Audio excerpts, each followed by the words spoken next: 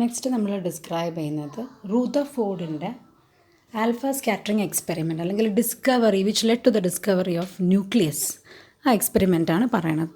Okay, remember, ഇതും neutron discover ചെയ്യുന്നതിൻ്റെ മുന്നേ ഇലക്ട്രോൺ പ്രോട്ടോൺ മാത്രം കണ്ടുപിടിച്ചു. അതിനുശേഷം പിന്നെ പ്ലം പുഡിംഗ് മോഡൽ സജസ്റ്റ് ചെയ്തു.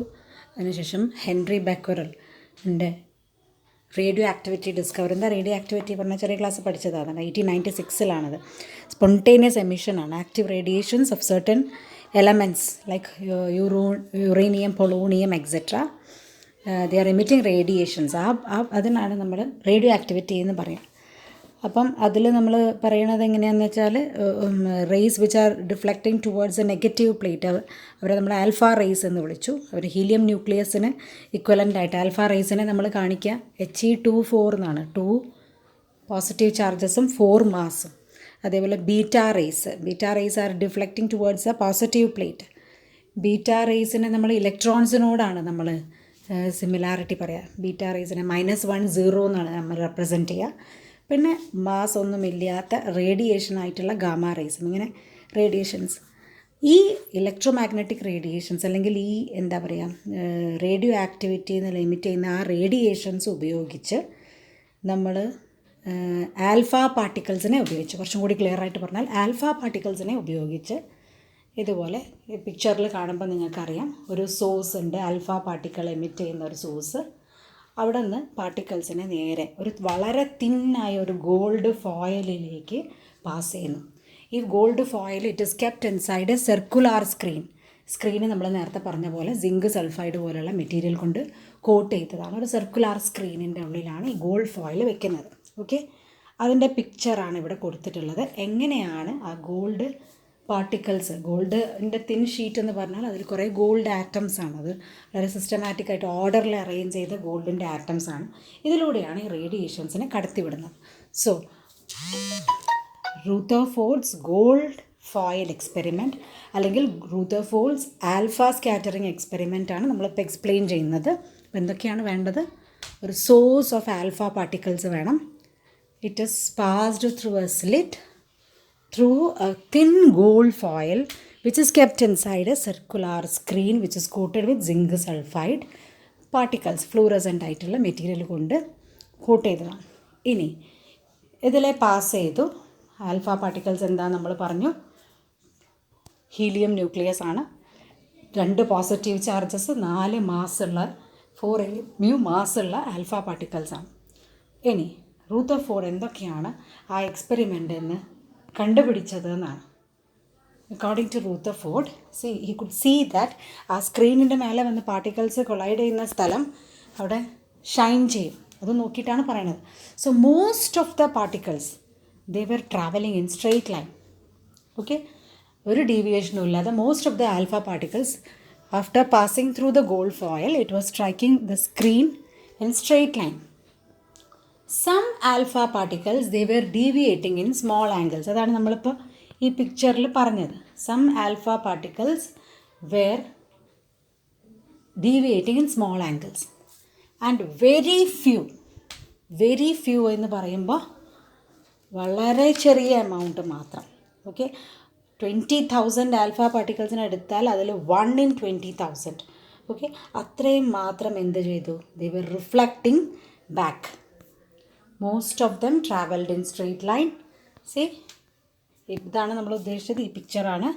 Most of them travelled in straight line. Some deviated in small angle, നേരെ പോവാതെ ചെറുതായിട്ട് ഡീവിയേറ്റ് ചെയ്തു.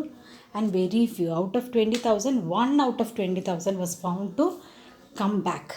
ഇവിടെ കാണുന്നുണ്ടല്ലോ, deviating back.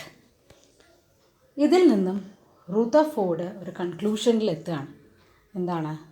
Nucleus is very small. Okay, ഒരു വലിയ പ്ലേ ഗ്രൗണ്ടിൽ നമ്മളൊരു ബോൾ കൊണ്ടുവച്ചാൽ എങ്ങനെ ഉണ്ടാവും? ആറ്റമാണ് ആ പ്ലേ ഗ്രൗണ്ടെങ്കിൽ അതിൻ്റെ നടുക്ക് വെച്ചിട്ടുള്ള ആ ബോളാണ് nucleus. Nucleus is very small. Nucleus is dense എന്ന് വെച്ചാൽ ന്യൂക്ലിയസിലാണ് ആ ആറ്റത്തിൻ്റെ എൻറ്റയർ മാസും കോൺസെൻട്രേറ്റ് ചെയ്തിരിക്കുന്നത്. And nucleus is positively charged. ഇതാണ് റൂദർഫോർഡിൻ്റെ കൺക്ലൂഷൻ. ഓക്കെ, സോ ഇവിടുന്ന് ക്വസ്റ്റ്യൻ വരിക എങ്ങനെയാണ്? എക്സ്പെരിമെൻറ്റ് എക്സ്പ്ലെയിൻ ചെയ്യാൻ പറയും. ആ എക്സ്പെരിമെൻ്റ് എക്സ്പ്ലെയിൻ ചെയ്ത് കഴിഞ്ഞിട്ട് നമ്മൾ പറയാം ഇതൊക്കെയാണ് എൻ്റെ പാരറ്റസൊക്കെ എക്സ്പ്ലെയിൻ ചെയ്യുക. അത് കഴിഞ്ഞിട്ട് what was his observation? Most of them traveled in straight line alpha particles, some deviated in small angles, and very few bounced back. Okay, so the conclusion is nucleus is very small. Second one, nucleus is dense, mass of atom is concentrated in the nucleus, and nucleus is, again, it is positively charged. Okay, so based on that, Rutherford suggested an atom model. According to him, the atom is mostly empty space. Most of the space inside the atom is empty. All the positive charge and almost all the mass, it is concentrated in a very small area in the center, which he called nucleus. Okay, and size of nucleus is very, very small. Okay, then a conclusion. Okay, based on that, Rutherford suggested a model of atom. Okay, Rutherford's atomic model. ഇതൊക്കെ ഒരു question ആണ് കേട്ടോ. റുത്തർഫോർഡിൻ്റെ മോഡലിനെ നമ്മൾ planetary model of atom എന്നാണ് പറയുക, similar to solar system. Okay, അപ്പോൾ എന്താണ് റുത്തർഫോർഡ് സജസ്റ്റ് ചെയ്ത മോഡൽ? ഇപ്പോൾ നിങ്ങൾ ആലോചിക്കുക, ജെ തോംസൻ്റെ മോഡലിൽ നിന്ന് എന്തുമാത്രം വ്യത്യാസം വന്നു എന്ന് നോക്കുക. ഓക്കെ, ഇപ്പോഴും ഞാൻ പറയാണ്, ന്യൂട്രോണിനെ കണ്ടുപിടിച്ചിട്ടില്ല. പക്ഷേ അത് വെച്ചിട്ട് ന്യൂട്രോൺ എന്നുള്ള വാക്കേ നമ്മൾ പറയണില്ല, ഇപ്പോഴും പറയാണ് positive charge and most of the mass of the atom is concentrated in a very small region which is called nucleus. Nucleus is surrounded by electrons that move around the nucleus with very high speed in circular path, which we call orbit. And electrons and nucleus are held together by some electrostatic force of attraction. Opposite charge ആണ്, nucleus positive charge ആണ്, electron negative charge ആണ്. Opposite charges തമ്മിലുള്ള attraction നമ്മൾ വിളിക്കുക electrostatic attraction എന്നാണ്. Okay, അപ്പോൾ ഈ രണ്ടും തമ്മിലുള്ള അട്രാക്റ്റീവ് ഫോഴ്സ്, ഇങ്ങനെ ഒരു മോഡലാണ്. അത് എന്തിനോട് സിമിലാരിറ്റി? സോളാർ സിസ്റ്റത്തിനോട് സിമിലാരിറ്റി ഉള്ളൊരു മോഡലാണ് റുത്തർഫോർഡ് സജസ്റ്റ് ചെയ്തത്. ഓക്കെ.